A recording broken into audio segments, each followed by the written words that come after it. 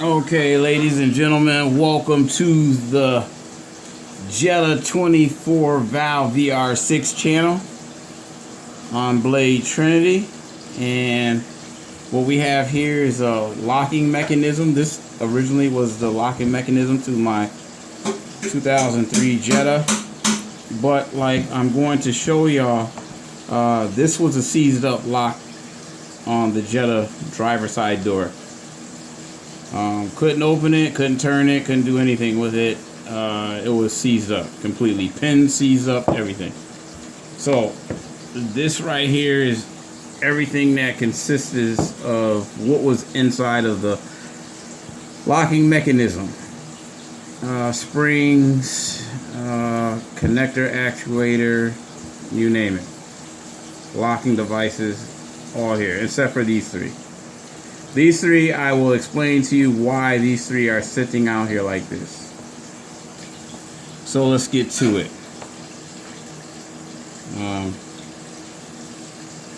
As you can see, I actually originally took this off of a silver Jetta from a junkyard. And it doesn't matter the Jetta, as long as it's a Mark IV Jetta, it'll work for any Jetta between the years of 99 and a 2005, with still the Mark IV body, not the new body style. And actually this will work with any vehicle, but you know, these locks belong to the Mark IV Jettas or Golfs. So these, like I said, these froze up. I needed another lock. So what I found out was that it would cost about $200 to $300 to get a locksmith to come out to get this key made to fit into this, you know, or to get a different key made for this. But then I wouldn't want to be walking around with two keys, so I figured out something by accident. You know, maybe people do it already, but I know I've looked on the YouTube and I haven't found nobody to do it yet. So to switch this lock to basically this, so I can only use one key for my ignition and my lock, I'm going to show you how to do it, and I'm going to show you how to do it right now. So as you know it, locks comes with pins in them. And first I'm going to show you how to take off the Mark IV Jetta or Golf.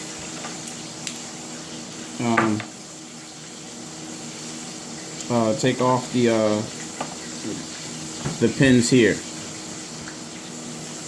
So first, because there's a spring here, you're gonna press down on it, pull back on the clip. So there's a clip here, this is a clip. So I'm pushing down and I'm pulling out on the clip. Once I pull out on a clip, I release, and there's a spring. Actually it popped out, but this is the spring that came out of it. Then you're going to take off the top, which also popped off, but it was on top of here. Okay. There's a lip there, so you can never get that wrong. You know, don't put it on like this, because it ain't going to fit.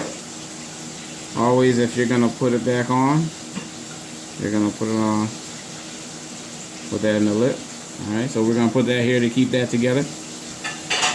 Then you're going to take out this piece right here, which is inside.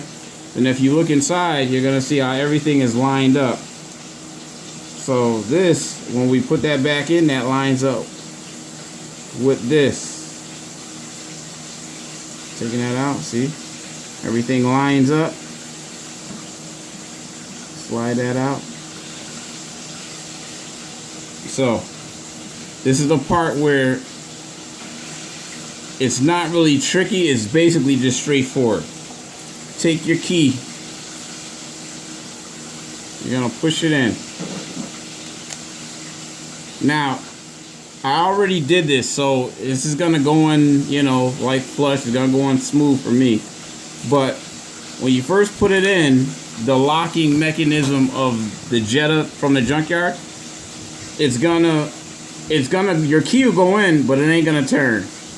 And then when you're trying to take this mechanism out, because you have to push this out, in order to push it out, you have to push the key in. It's not gonna come out as flush or as quick as I'm pulling this out, and that's because all the pins are not gonna be pushed down. So what you have to do, you're gonna have to wiggle with it, you know, a little bit, you know, until you get it out. Once you get it out, you're gonna see that all the pins here, which are these right here, are pulled into where the key is.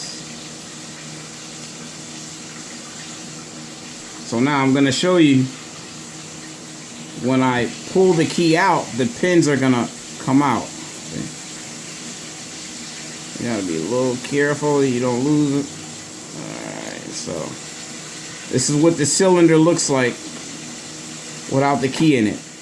This is why it's really, really important that when you pull your key out, you put your hand over it, your fingers over it, so that the spring doesn't pop them out.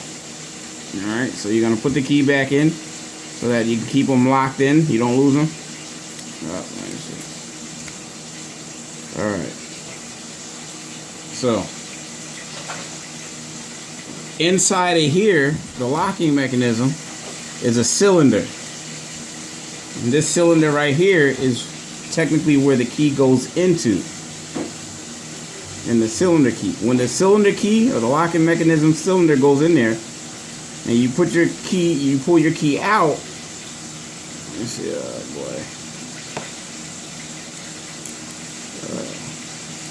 here we go. When you pull your key out, they all lock, and the reason how they all lock is because now you can't turn the cylinder to open the door. Remember, when you turn this, you're technically turning this, and when you turn this, it opens the door actuator, opens it up when you're doing it manually with the key. Put the key in and you turn it, and once this turns, everything turns.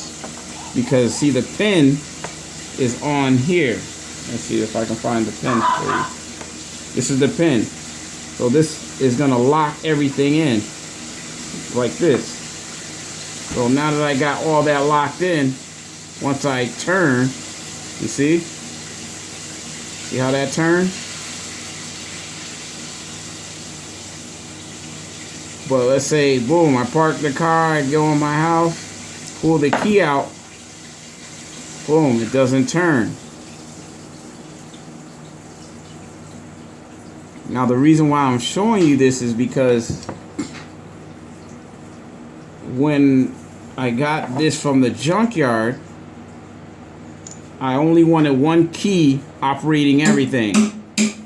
So this is how you're going to do this. You're going to turn this. Once you take it out, you turn it. When you find a pin that's like this, I'll give you an example, that's sticking out and won't let you move it through the cylinder freely, pull that pin out. That pin obviously does not fit in your groove and it's sticking out for security reasons. That you have to pull that. I pulled one. You see how these pins are grooved. So I'm going to show you how that works too. When you stick your key in the cylinder, the key goes in the grooves like this. See? So when the key goes in the grooves, if the key doesn't fit, it's going to stick out. It's going to stick out of here. And when it sticks out, it's going to prevent the cylinder from rotating inside the housing. See? That's why all these need to be sitting flush. If they're not sitting flush, you'll never be able to spin the cylinder inside the housing. So once you remove it, you should be able, once you remove the pins that is sticking out, you should be able to move that around freely with no problem at all. Once you do that,